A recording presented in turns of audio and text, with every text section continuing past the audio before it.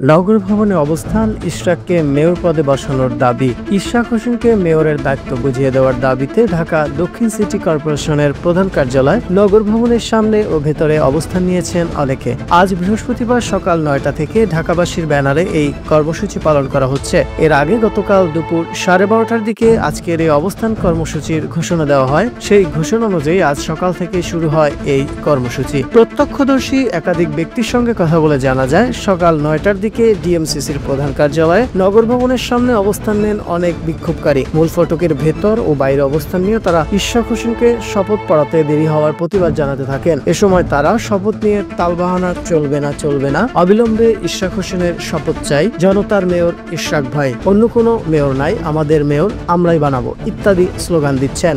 সকাল থেকে নগর ভবনের মূল ফটকের সামনে অবস্থান নিলেও বেলা 11টার পর থেকে তারা নগর ভবনের ভেতরে অবস্থান নেন। এতে সময় পর্যন্ত ওই পথ হয়ে যান চলাচল বন্ধ হয়ে যায়। আদালতের রায়ের পরিপ্রেক্ষিতে ইশরাককে ঢাকা দক্ষিণ সিটি কর্পোরেশনের মেয়র ঘোষণা করে গত 27 এপ্রিল গেজেট প্রকাশ করে নির্বাচন কমিশন। নগর ভবনের সামনে অবস্থানকারী বিক্ষোভকারীরা বলেছেন, এখন পর্যন্ত ইশরাকের শপথ গ্রহণের ব্যবস্থা নেওয়া হয়নি, তাই তারা ইশরাককে মেয়রের দায়িত্ব বুঝিয়ে দেওয়ার দাবিতে গতকাল থেকে বিক্ষোভ করছেন। হুঁশিয়ারি দিয়ে বিক্ষোভকারীরা বলেন, যতদিন ইশরাক হোসেনকে শপথ করানো না হবে ততদিন তারা নগর ভবনের সামনে আন্দোলন চালিয়ে যাবেন এবং প্রয়োজনে আরও কঠোর কর্মসূচি দেবেন।